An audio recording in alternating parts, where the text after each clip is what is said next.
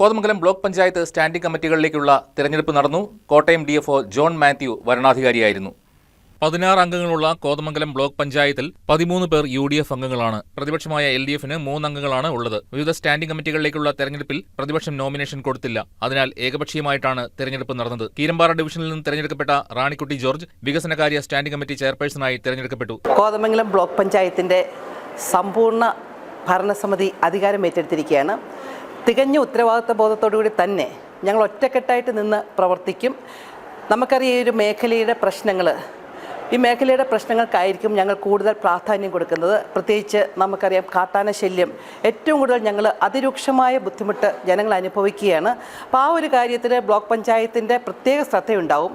ഇവിടെ പ്രസിഡന്റ് സൂചിപ്പിച്ചതുപോലെ തന്നെ സംസ്ഥാനത്ത് 1-ാം സ്ഥാനം നിൽക്കുന്ന ബ്ലോക്ക് പഞ്ചായത്താണ്. ആ 1-ാം സ്ഥാനം നിലനിർത്തിക്കൊണ്ട് തന്നെ ജനക്ഷേമകരമായ വ്യത്യസ്തങ്ങളായ വികസന പ്രവർത്തനങ്ങളുമായി മുന്നോട്ട് പോകാനാണ് ഞങ്ങൾ ആഗ്രഹിക്കുന്നത്.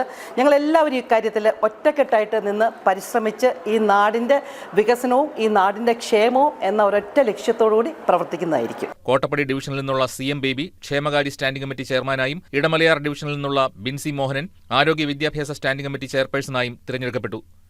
News desk KCV news.